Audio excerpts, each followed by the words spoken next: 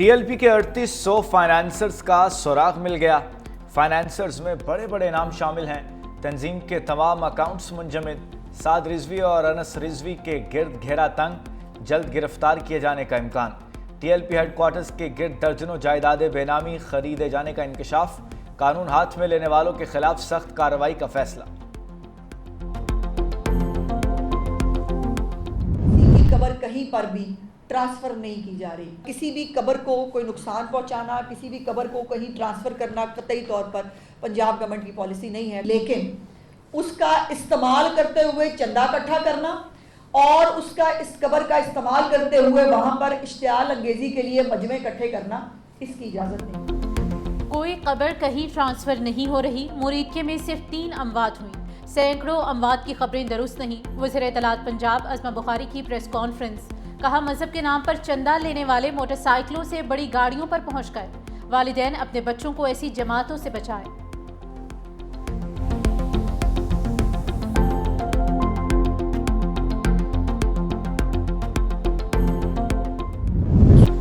Cease fire کی خلاف ورزی نہ ہوئی تو جنگ بندی برقرار رہے گی۔ ٹی ٹی پی کو افغان سرزمین پر کوئی سہولت فراہم نہ کی جائے۔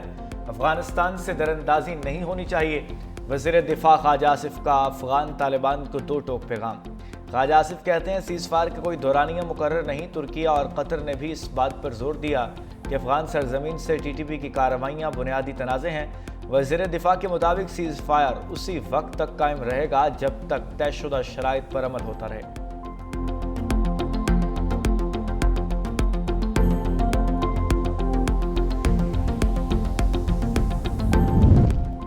پاک افغان معاہدہ امن کی راہ دکھانے لگا۔ چمن کے مقام پر پاک افغان سرحد کو جزوی طور پر کھول دیا گیا۔ پیدل چلنے والوں کو ابھی تک سرحد پار کرنے کی اجازت نہیں دی گئی۔ افغان ڈرائیورز کے لیے پاسپورٹ اور ویزا لازمی قرار دیا گیا ہے۔ تورخم بارڈر بھی کل کھلنے کا امکان۔ دونوں ممالک کے درمیان 9 روز سے سرحد بند تھی۔ سرحد کے دونوں اطراف سامان سے بھرے ہزاروں ٹرک اور کنٹینرز پھنسے ہوئے تھے۔ پاکستان نے افغانستان، ایران اور روس کے ساتھ نیا بارٹر ٹریڈ فریم ورک متعارف کرا دیا۔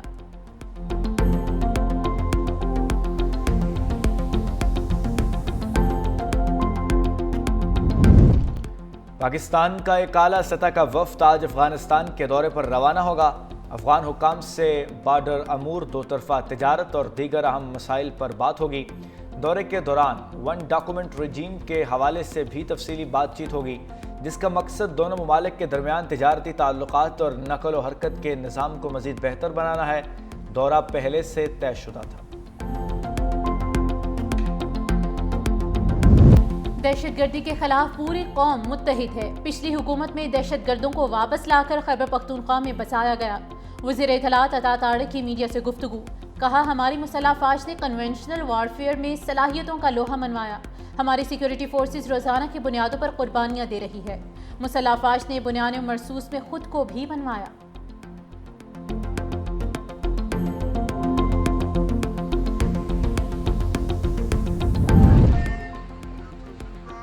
خیرپور میں مریم توپ کے علاقے میں گھر سے خاتون اور بچوں سمیت 6 افراد کی لاشیں برآمد۔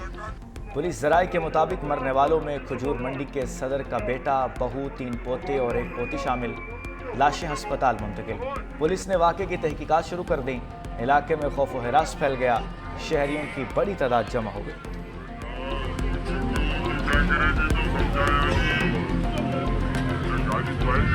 قرضہ اور شدید مالی دباؤ، سنگدل باپ نے 2 بیٹیوں کے گلے کاٹ دیے۔ کراچی نارتھ ناظم آباد کے علاقے میں گھر سے بچوں کی لاشیں برآمد۔ پولیس ذرائع کے مطابق پولیس نے ملزم کو گرفتار کر لیا۔ قاتل باپ پر علاقہ مکینوں کا تشدد کا نشانہ بنانے کی ویڈیو سامنے آ گئی۔ پولیس ملزم کو عوام سے چھڑا کر تھانے لے گئی۔ کورٹ میں 26ویں آئینی ترمیم کے خلاف درخواستوں پر سماعت۔ وکیل شبر رضوی نے دلائل دیتے ہوئے کہا بینچ کو اختیارات ملنے سے سپریم کورٹ کے اختیارات کم نہیں ہوئے۔ آپ کے پاس 2 عہدے ہیں، آپ سپریم کورٹ بھی ہیں اور آئینی بینچ بھی۔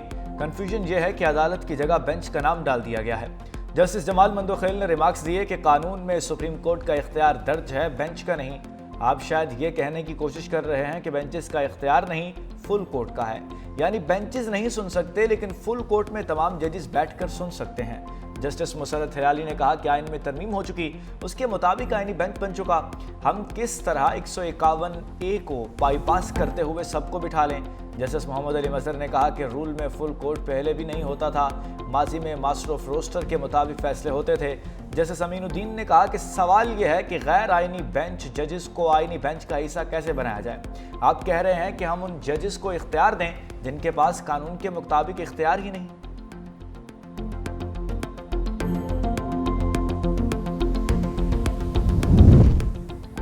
جسٹس منصور اور جسٹس منیب اختر کا سپریم جوڈیشل کونسل کو خط، 2 سینئر ججز نے کوڈ آف کنڈکٹ میں ترامیم پر اعتراضات اٹھا دیے۔ خط 17 اکتوبر کو ججز کوڈ آف کنڈکٹ میں مجوزہ ترامیم کے تناظر میں جوڈیشل کونسل کو لکھا گیا تھا۔ خط میں کہا گیا کہ ججز کوڈ آف کنڈکٹ کا معاملہ خالصتاً سپریم جوڈیشل کونسل کے دائرہ اختیار میں آتا ہے۔ ہم نے یقینی بنایا تھا کہ دستخط شدہ کاپی 20 اکتوبر کو اجلاس کے بعد جمع کرا دی جائے۔ کونسل اجلاس میں ہم نے کہا کہ پہلے ہمارے 13 اکتوبر کے خط کا معاملہ طے کیا جائے۔ جسٹس سرفراز ڈوگر کے خلاف کیس کا فیصلہ کونسل میں شمولیت کو متاثر کر سکتا ہے۔ کونسل کی آئینی حیثیت کا تعین کیے بغیر اس کے فیصلوں کی قانونی حیثیت پر سوالات اٹھیں گے۔ پاکستان میں سیمی کنڈکٹر کے لیے انسپائر انیشیٹو کا اجرا، وزیر اعظم شہباز شریف نے خطاب کرتے ہوئے کہا، سیمی کنڈکٹر پروگرام وقت کی اہم ضرورت ہے، یہ پروگرام ہی پاکستان کا مستقبل ہے، اس پروگرام کے لیے فنڈنگ کا مسئلہ نہیں ہوگا۔ دنیا بھر میں سیمی کنڈکٹرز کے حوالے سے بیانیے کی جنگ جاری ہے۔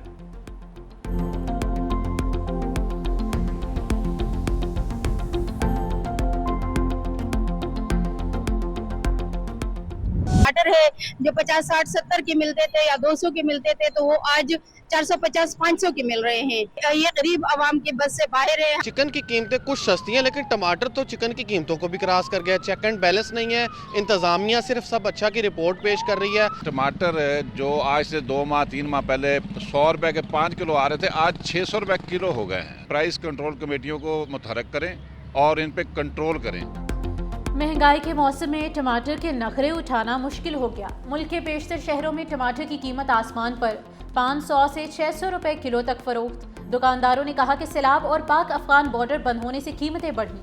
ماہر معاشیات کہتے ہیں کہ اصل ذمہ دار میڈل مینز اور ذخیرہ اندوز ہیں۔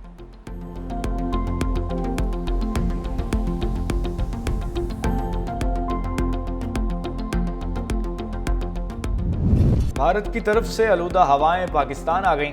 لاہور میں دھند اور سموگ میں خطرناک حد تک اضافے کا خدشہ۔ بھارتی دارالحکومت نئی دلی دنیا کے آلودہ ترین شہروں میں سر فہرست، لاہور دوسرے نمبر پر موجود۔ موٹر سائیکل سوار کے لیے ماسک لازمی قرار۔ آلودگی کے خاتمے کے لیے مختلف شہروں میں پانی کا چھڑکاؤ اور اینٹی سموک گنز کا استعمال۔ سینئر وزیر مریم اورنگزیب کی شہریوں سے احتیاطی تدابیر پر عمل کرنے کی اپیل۔ فصلوں کی باقیات کو کوڑا کرکٹ جلانے پر مکمل پابندی یقینی بنانے کی ہدایت۔ دھواں چھوڑنے والی گاڑیوں کے خلاف